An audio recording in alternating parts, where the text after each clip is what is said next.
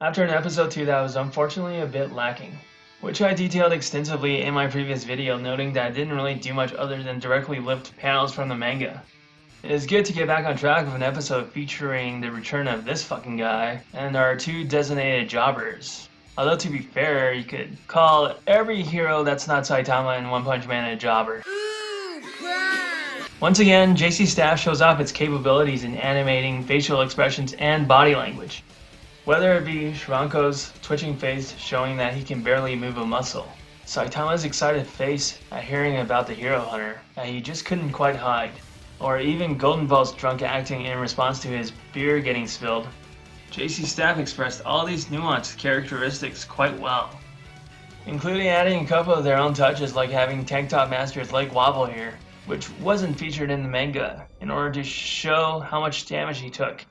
Or Garo wiggling his leg here in excitement over the possibility of finding new strong heroes to fight. These kinds of touches add to the convincingness and liveliness of the scenes. This episode overall had a good amount of character movement, instead of just being stills with lips flapping. You have Saitama eating a banana here while he's talking, Tank Top Master turning his head around while face palming, and Shranko wriggling over while he's in a hospital bed, reaching into his bag in order to hand Saitama a paper ticket that actually flutters when he's moving it, adding a lot to the immersive quality of the episode.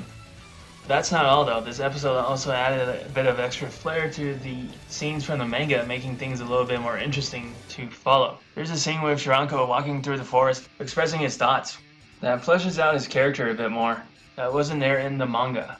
Also not featured in the manga, the transition from Saitama talking to Shranko in the hospital to Garo meeting the kid in the park is really weird here. In the manga, it was supposed to transition from the hospital scene to the aftermath of what happened to those guys Garo beat up.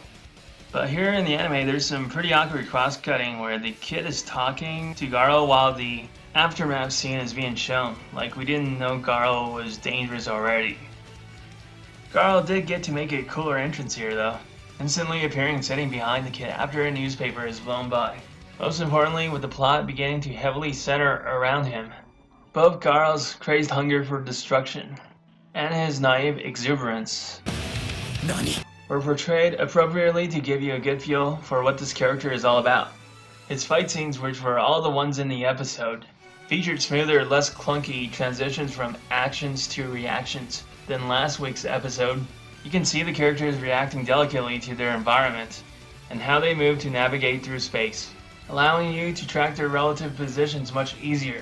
Being able to see the necks getting twisted from the impact of the punches makes the scene feel much more visceral. Thus, the hits felt a lot more impactful and satisfying.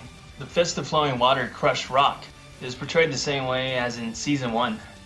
I think the JC Staff version actually looks more fluid here, but perhaps that is due to Garo being younger and more flexible. However, there is a change in how the footwork is being shown. Instead of the standard anime flash step you see in Season 1, where you can't see the in-between movements, Garo moves more swiftly and nimbly, kinda like the Flash, with a faint blue light trailing after him. I think this is a good way to portray because it resembles the fluidity of a stream and fits the name well. On the other hand, I like the way that the tomboy is portrayed in Season 1 much better. You actually get to see the sleight of hand trick that makes the tomboy appear, and the cinematography makes his sword poses more striking, no pun intended. I think JC Staff relies too much on the transparent overlapping images, which makes it look like there's too many computer effects going on. The lack of in-betweens make these movements all the more incoherent to follow. All they had to do was add 3 or 4 extra frames and recycle some of them like in Season 1 to make this look good. But I guess it's hard to avoid these types of cost-cutting maneuvers with the tight schedule under which anime is being produced. This transparent overlapping technique, which is commonly called ghosting because they're translucent like a ghost, haha, get it, has been very prevalent in this series so far. It has made for some awkward transitions in action, which I pointed out in my previous video. And in this episode, it made for an awkward transition here where the angle of the attack just doesn't match up too well. If you're going to rely on something like this, you should make the spatial relations more coherent. Like in Season 1, it established that Silver Fang was already near the monster before transitioning to this type of cut. But other than that, as I have said, this episode delivered pretty well. A major improvement upon episode 2, and hopefully JC Staff can keep this up. So until next time, like and subscribe if you want more content. Peace!